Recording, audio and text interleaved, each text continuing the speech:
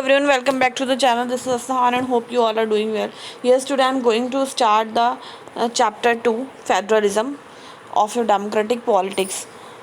Earlier we have studied the chapter Power Sharing. अगर आपने अभी तक जाकर के चेक नहीं कराया what is power sharing, so you can go and watch the previous video. Okay, now let's start the chapter Federalism. Let's start with the overview.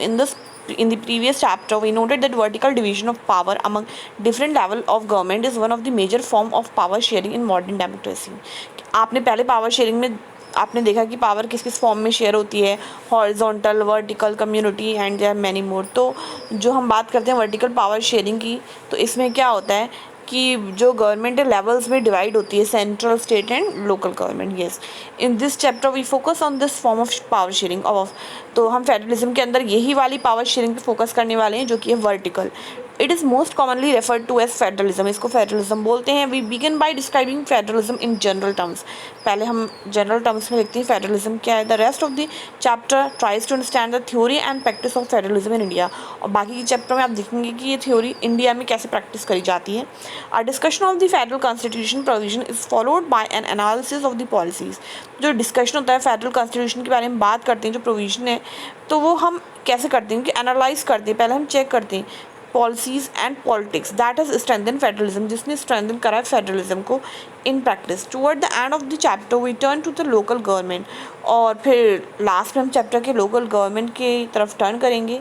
A new and third tier of Indian federalism, जो कि federalism का third tier है. ठीक है, और ये new भी है. वैसे आप दो ही टायर देखोगे फेडरलिज्म के अंदर. Now let's start what is federalism. Now here is a cartoon saying I'm confused. What do we call the Indian government? Is it union, federal or central?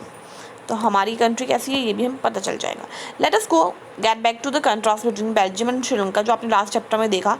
That we saw in the last chapter. You shall recall the one of the key changes made in the constitution of Belgium. तो वहाँ Belgium का constitution 4 time amend हुआ था. तो क्या उन्होंने changes करे थे? तो कॉन्स्टिट्यूशन में Belgium was to reduce the power of the central government. तो उन्होंने सेंट्रल गवर्नमेंट की पावर को रिड्यूस करा था. और ये पावर्स किसको दी थी? रीजनल गवर्नमेंट को या फिर स्टेट गवर्नमेंट को ही पावर दी थी सेंट्रल की रिड्यूस करके. तो जो रीजनल गवर्नमेंट थी वो पहले से थी बेल्जियम के अंदर. They had their roles and power. उनका रोल और पावर भी था उनके पास, but all these power were given to these government and could be withdrawn by central government. पर क्या था कि पहले पावर दे सकते थे, सेंट्रल गवर्नमेंट थी, और कभी भी विदड्रॉ कर सकती थी वो पावर को जो उसने रीजनल गवर्नमेंट को दे रखी है. The change took place in 1993. तो बदलाव कब आया? 1993 में. Was that the regional government were given constitutional powers. तो रीजनल गवर्नमेंट को कॉन्स्टिट्यूशनल पावर्स दे दी गई that were no longer dependent on the central government. तो ये जो पावर दी गई तो इससे क्या हुआ? अब रीजनल गवर्नमेंट जो है वो सेंट्रल गवर्नमेंट के ऊपर डिपेंड नहीं रहेगी. ठीक है. Thus Belgium shifted from a unitary to a federal form of government. तो बेल्जियम जो है पहले यूनिटरी थी, उसके बाद वो क्या बन गई? फेडरल फॉर्म हो गई, फेडरल बन गई यूनिटरी से. ठीक है. Sri Lanka continues to be for all practical purposes a unitary system. But Sri Lanka जो थी वो यूनिटरी सिस्टम ही रहा, उसका यूनिटरी गवर्नमेंट ही रही, with national government has all the power. क्यों? क्योंकि यहाँ पे सारी पावर किसके पास थी? नेशनल गवर्नमेंट के पास. रीजनल के पास पावर्स नहीं थे. Tamil leader want Sri Lanka to become a federal system. और यही क्लैश था कि तमिल लीडर्स चाहते थे कि श्रीलंका जो है फेडरल गवर्नमेंट बन जाए. तो जिससे सारी जो ताकत थी वो मेजॉरिटी के पास थी, सिन्हालास के पास थी, तो तमिल्स को भी कुछ पावर मिले. बट ऐसा हुआ नहीं. Federalism is system of government in which the power is divided between a central authority and various constituent units of the country. तो फेडरलिज्म एक ऐसा सिस्टम है जहाँ पे गवर्नमेंट जो है पावर को अपने डिवाइड करती है सेंट्रल अथॉरिटीज़ में के बीच, और जो बहुत से कॉन्स्टिट्यूएंट या स्टेट होते हैं यूनिट, उनके साथ अपनी पावर को शेयर करती है, डिवाइड करती है. Usually a federation has 2 level of government. अगर हम देखें तो 2 लेवल की गवर्नमेंट देखते हैं हम फेडरेशन में. One is the government for the entire country, जिसको आप स्टेट बोलते हो. That is usually responsible for a few subject of common national interest. इसके पास ये उन इंटरेस्ट को या उन टॉपिक्स को देखती है जो पूरी नेशन के लिए इंपॉर्टेंट होते हैं, उनके इंटरेस्ट से रिलेट करते हैं.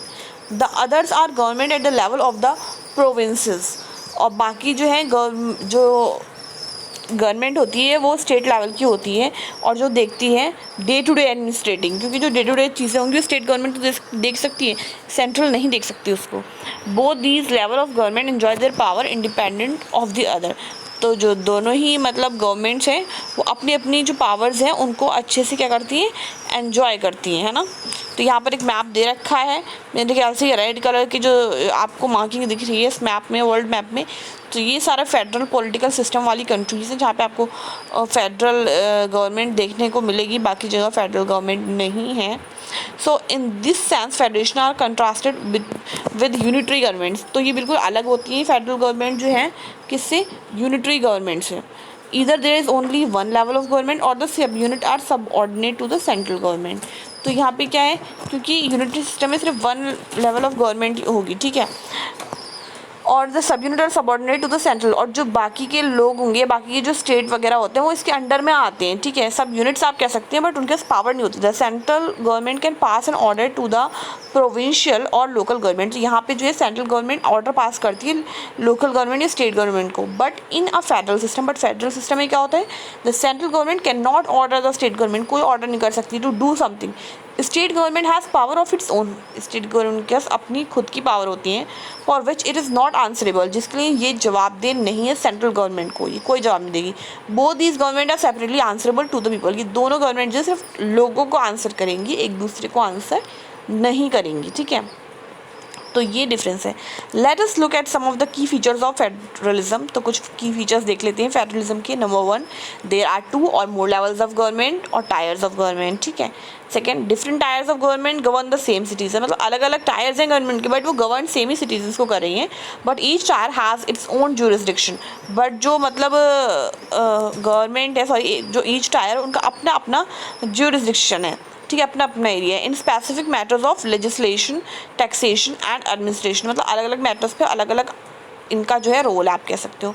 The jurisdiction of the respective levels of the jurisdiction of the respective levels or tiers of government are specified in the constitution, तो ये jurisdiction जो है, जो अलग अलग levels का है, अलग अलग गवर्नमेंट के टायर्स का है, ये स्पेसिफाइड है, पहले से क्लियर है कॉन्स्टिट्यूशन के अंदर। So the existence and authority of each tyre of government is constitutionally guaranteed, तो आप कह सकते हो कॉन्स्टिट्यूशन के हिसाब से गारंटी के हिसाब से गारंटी दे रखी है इनके रोल के बारे में, इनके वर्क के बारे में, तो इनको जो है ये उसको फॉलो करना है। Now number 4, the fundamental provisions of the constitution can not be unilaterally change, और जो फंडामेंटल प्रोविजन बनाए गए हैं कॉन्स्टिट्यूशन के, वो मतलब एक गवर्नमेंट चेंज नहीं कर सकती अकेले। Such changes require the consent of both the level of government, तो इसके लिए दोनों लेवल की जो गवर्नमेंट है उनका राज़ी होना या उनकी मर्जी होना ज़रूरी है, आप कह सकते हो। Now 5th point, courts have the power to interpret the constitution, court के पास पावर है कि वो कॉन्स्टिट्यूशन के अंदर कुछ भी चेंजेस कर सकते हैं, and the powers of different level of government भी चेंज कर सकते हैं। The highest court act as an umpire if dispute arise between different level of government, अगर कोई लड़ाई झगड़ा कोई कॉन्फ्लिक्ट होता है तो उसे कौन हैंडल करता है, जो हाईएस्ट कोर्ट होता है वो हैंडल करता है, ठीक है, in the exercise of the respective power. Okay, now 6th one is source of the revenue for each level of government are clearly specified to ensure its financial autonomy, पैसे कहाँ से आएंगे, किसको कितने मिलेंगे, किस सोर्स से मिलेंगे, ये सब भी क्लियर होता है दोनों गवर्नमेंट का, तो ऐसा कोई मतलब प्रॉब्लम नहीं होता है, ठीक है। Now 7th point is the federal system दस हैज़ डुअल ऑब्जेक्टिव, तो आप कह सकते हैं फेडरल सिस्टम के 2 ऑब्जेक्टिव होते हैं। To safeguard and promote unity of the country, वो प्रमोट करेगा कंट्री की यूनिटी को, जो फेडरल सिस्टम है, while at the same time accommodate regional diversity, पर एक चीज़ को और देखेगा कि रीजनल डाइवर्सिटी मेंटेन रहे, और जितने भी अलग अलग जगह के लोग हैं, अलग अलग प्रांत के, अलग अलग, ठीक है, उनकी कम्युनिटी कुछ भी अलग है, बट वो एक साथ अकोमोडेट कर सके कंट्री के अंदर। Therefore 2 aspects are crucial for the institution, तो ये 2 एस्पेक्ट क्रूशल हैं, ज़रूरी हैं इंस्टीट्यूशन के जो प्रैक्टिस होनी चाहिए फेडरलिज्म के अंदर या फेडरल गवर्नमेंट के अंदर। Government at different levels should agree to some rules, और जो अलग अलग लेवल की गवर्नमेंट है उन्हें कुछ पॉइंट पे अग्री भी करना चाहिए, जो कि है पॉइंट होगा आपका पावर शेयरिंग से related. They should also trust that each would abide by it's part of the agreement, और उन्होंने जो है इस चीज़ को भी देखना है और ट्रस्ट करना है, और जो रूल्स उन्होंने बनाए हैं वो उसको एक दूसरे के साथ फॉलो करना है। And ideal federal system has both aspect, तो जो आइडियल फेडरल सिस्टम होगा इसके अंदर दोनों ही चीज़ें आपको देखने को मिलेंगी, mutual trust and agreement to live together, ठीक है, तो ट्रस्ट और एग्रीमेंट भी होना चाहिए दोनों के बीच में। The exact balance of power between the central and the state government varies from one federation to another. यानी जो बैलेंस है पावर किसको कितनी मिलेगी किसको कितनी नहीं मिलेगी ये अलग हो सकती है अलग अलग फेडरेशन में अलग अलग कंट्री में, बट पावर शेयर ज़रूर होगी. This balance depend mainly on the historical context in which the federation was formed. क्योंकि ये बैलेंस कैसे आप डिपेंड करेगा किस चीज़ पे, जो हिस्टोरिकल कंटेक्स्ट चला आ रहा है फेडरेशन का जब से बना है, तो उसी के हिसाब से जो है पावर को बैलेंस करके शेयर करा जाएगा. और दो रूट्स हैं, there are two kind of routes through which federation have been form. दो तरीके से बनी है. The first route involve independent state coming together on their own to form a bigger unit. कई बार ऐसा हुआ है कि अलग अलग जो है इंडिपेंडेंट स्टेट्स आए और उन्होंने एक बड़ा सा यूनिट बनाया, so that bye pooling sovereignty and retaining identity they can increase their security. क्योंकि उनको लगा कि अगर वो पूल करेंगे अपनी अपनी जो फ्रीडम है सॉवरेंटी है मतलब उसको ऐड करेंगे और आइडेंटिटी बनाएंगे मिलजुल के, तो उनकी सिक्योरिटी ज़्यादा बढ़ जाएगी. अगर सारे अलग अलग स्टेट आएंगे साथ में तो ऑब्वियसली तो मजबूत हो जाएंगे. This type of coming together federation, तो इनको आप क्या कहोगे, coming together federations. Include the USA, Switzerland और ऑस्ट्रेलिया. ये इसके एग्जाम्पल हैं, यूएसए, स्विट्जरलैंड और Australia. In the first category of federations all the constituent states usually have equal power. यहाँ पे जितने भी स्टेट्स होंगे उनके पास इक्वल पावर होगी and are strong with the federal government, और ये स्ट्रॉन्ग भी होंगे, ठीक है, और मिलकर फेडरल गवर्नमेंट बनाएंगे. The second route is where a large country decide to divide its power. कई बार बहुत बड़ी कंट्री होती है और वो अपनी पावर को क्या करती है, डिवाइड कर देती है बिटवीन द कॉन्स्टिट्यूएंट स्टेट, जो छोटे छोटे स्टेट्स होती हैं उनमें, एंड द नेशनल गवर्नमेंट, जिसके आप एग्जाम्पल देखोगे India, Spain and Belgium are example of this kind of holding together federation.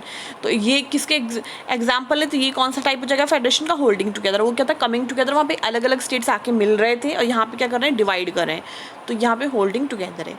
In this second category the central government tends to be more powerful. यहाँ पे आप देखोगे जो सेंट्रल गवर्नमेंट है वो ज़्यादा पावरफुल होती है विद, मतलब अगर आप स्टेट से कंपेयर करो जैसे हमारी कंट्री में है.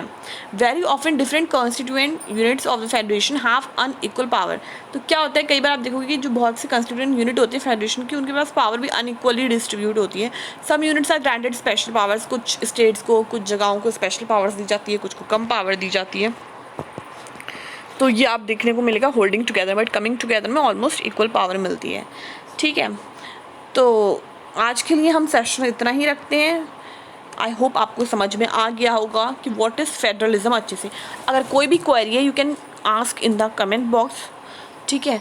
और अगर अभी तक आपने वीडियो देख ली और वीडियो को लाइक नहीं कराया तो make sure to like this video. Also अगर आपने सब्सक्राइब नहीं कराया तो subscribe to the channel and you can also share with your friends and will meet in the next class. Till then take care, bye bye students.